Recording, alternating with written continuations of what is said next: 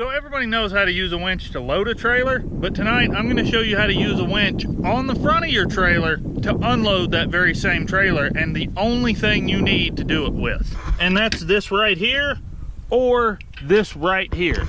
Now these two items are known as snatch blocks, and although they are a little different, they do the exact same job. It's a pulley with a hook, and it's a pulley with a hook.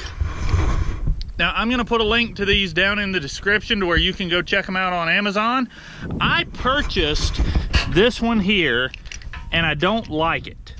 This one is fine, but for the type of work I'm doing, loading vehicles and using this winch on a trailer, they make a snatch block that has a short piece of chain attached right here instead of this swivel hook, and that just works a lot better. So I'll throw a link down in the description to where you can see those also.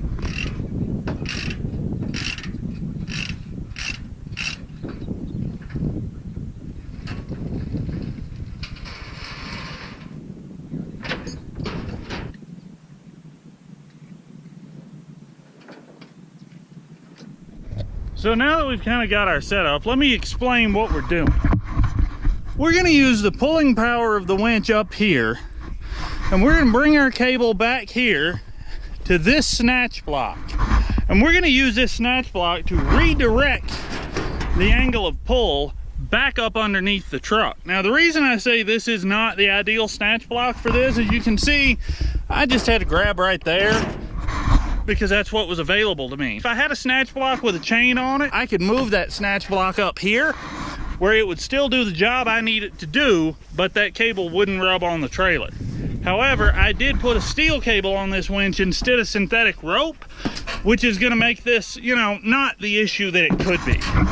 Another thing I really like, and I'll throw a link to these in the description as well. If you guys are moving cars, these little cluster hooks are absolutely invaluable. I've been shocked at how much I use this little J-hook, because under here there really aren't any great tow hooks on this particular truck. So I can take my J-hook, come in the bottom of this cross member, and ta-da, there we are. Then I just took my winch line to the loop and we're all set.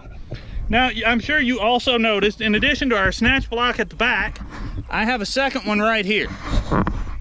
The reason for that is my winch is mounted above the bottom of this vehicle, and I don't want this cable grinding on stuff under the truck or against this front bumper while we're pulling this thing off. So I'm going to use the front snatch block to bring my cable down.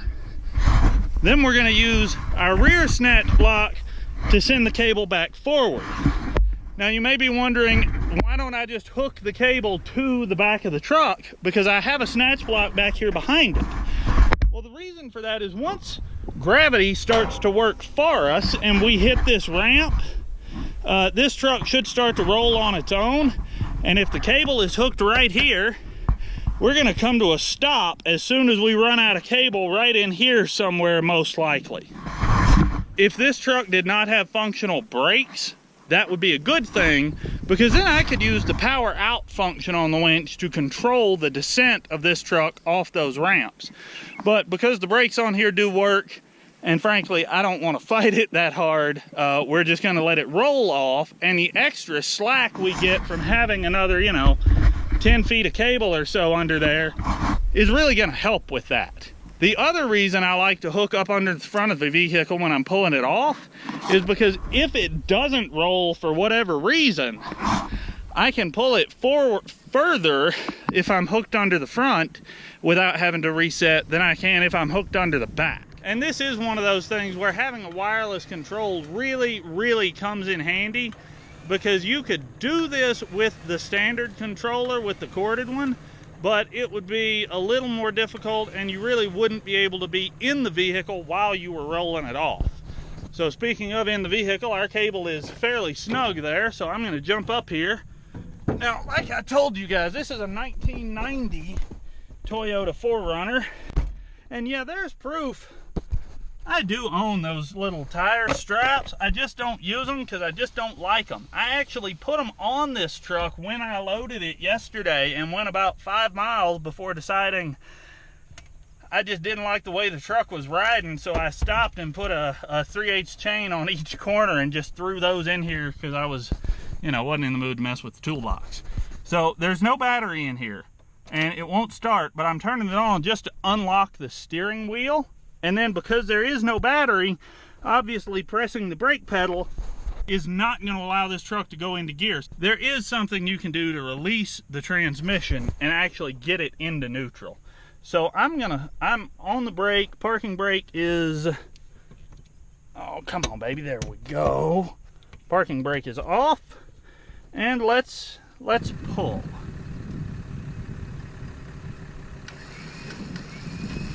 All right, I can feel it start to pull, so I'm just gonna ease off the brake. Come on, why are you stopped? And now, I think gravity has got us. So we're just gonna roll slowly down, and there we go, nice and simple.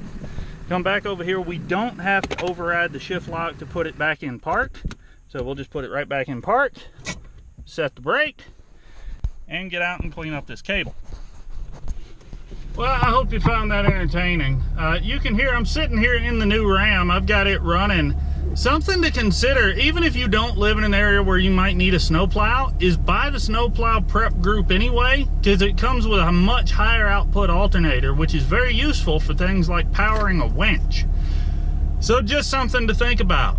Speaking of Rams, the 2014 Ram 2500 that was totaled is coming back. I heard from the frame shop it's done, so I'm going to be picking it up here in the next day or two.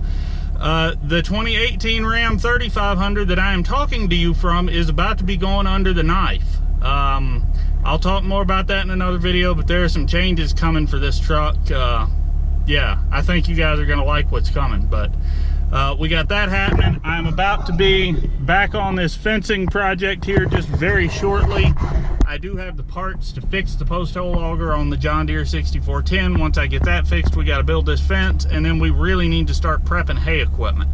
A lot of guys are already in the field. We're not going to be there till probably mid to late July if we're lucky, but we do need to start getting equipment prepped and pulled out and ready because our stuff is older and does take a little extra maintenance to be ready to go to the field. But we are slowly changing that, and I hope you guys stick around to see what's coming. So thanks for watching, and more later.